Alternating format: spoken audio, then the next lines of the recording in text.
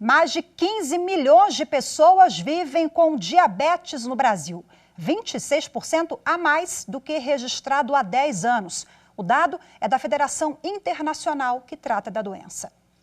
Bom, por ser silenciosa e não ter cura, muitos diabéticos não fazem o diagnóstico precoce e acabam com sequelas graves como a cegueira. Para alertar sobre o assunto, o Conselho Brasileiro de Oftalmologia promove amanhã 24 horas de mobilização em torno do tema. Há 12 anos, Kennedy convive com diabetes. Ele descobriu a doença aos 17. No caso dele, a tipo 1, que é hereditária.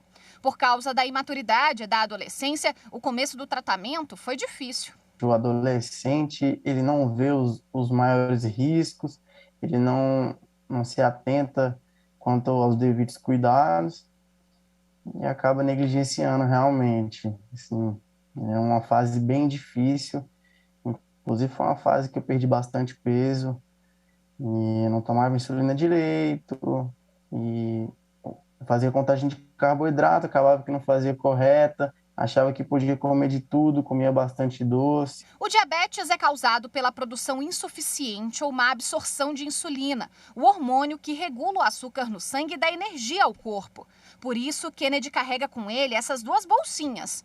Uma com o aparelho medidor e a outra com as injeções que repõem a substância.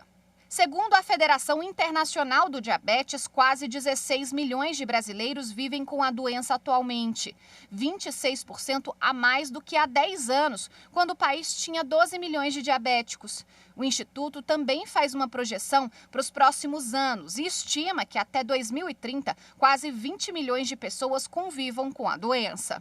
O diabetes é silencioso e não tem cura, por isso muita gente acaba não tendo diagnóstico precoce. Ainda segundo o relatório, 44% dos adultos que vivem com a doença não sabem disso, o que é preocupante porque sem o tratamento adequado pode haver complicações sérias à saúde, como derrames, insuficiência renal e cegueira. O Conselho Brasileiro de Oftalmologia considera importante a adoção de medidas de conscientização e prevenção nesse sentido. E neste sábado vai realizar uma mobilização nacional de 24 horas pelo diabetes. Pelos canais oficiais do Conselho nas redes sociais, as pessoas vão receber informações sobre como lidar com a doença. Nosso objetivo é conscientizar para esses riscos que existem no diabetes e, em especial, da necessidade de todo paciente diabético fazer o exame do fundo de olho, o exame da retina, para ter certeza que não tem retinopatia diabética e quando isso existir, a gente poder fazer o tratamento. Bom, e para repercutir o assunto, eu converso agora ao vivo com o advogado Frederico Minervino. Olá, boa tarde, seja muito bem-vindo. Boa tarde, senhora, boa tarde aos ouvintes. Bom, explica para a gente quais os direitos de tratamento para os pacientes que têm diabetes na rede pública de saúde. É importante frisar, inicialmente, que o direito à saúde está previsto na Constituição, no artigo 96, onde diz que a saúde é direito de todos e dever do Estado.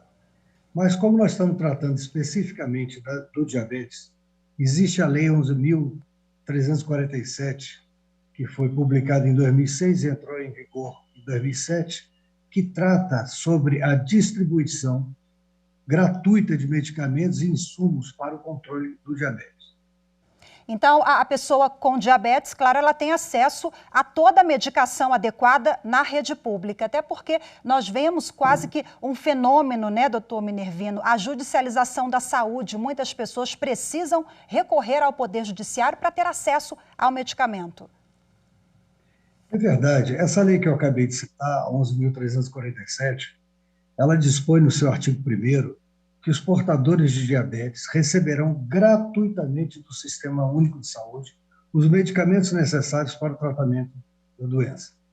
Agora, há um detalhe muito importante que o ouvinte deve prestar atenção.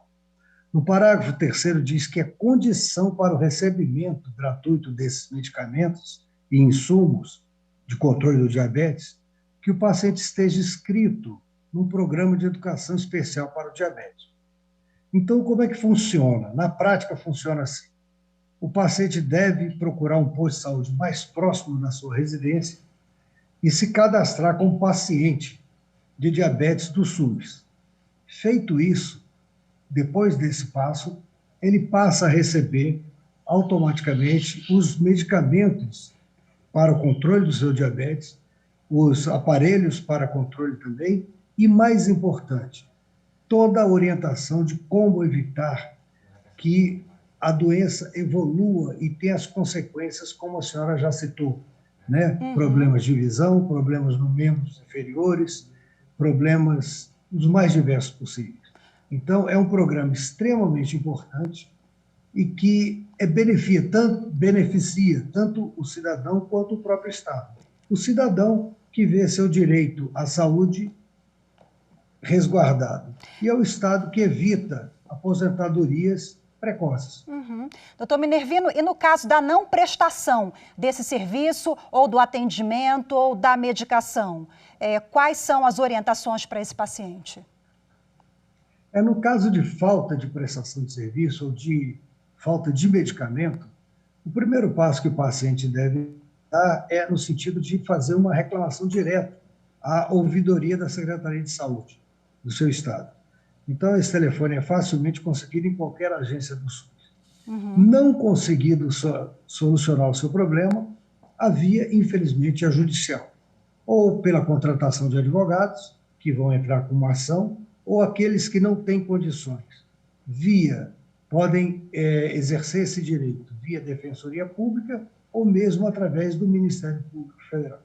Agora, a dica preciosa é fazer a inscrição no posto de saúde mais perto da sua casa, o acompanhamento para que o SUS tenha lá no sistema que aquele paciente, ele é um paciente que precisa de acompanhamento para a doença específica do diabetes, né? Acho que foi esse alerta que o senhor fez, porque muita gente desconhece esse item específico da norma que garante o acesso, não é isso, doutor? Exatamente, essa é a ressalva da norma. Para que o paciente tenha direito ao medicamento e aos aparelhos para o controle da sua glicemia, é necessário, a lei exige que ele esteja cadastrado como paciente diabetes do SUS.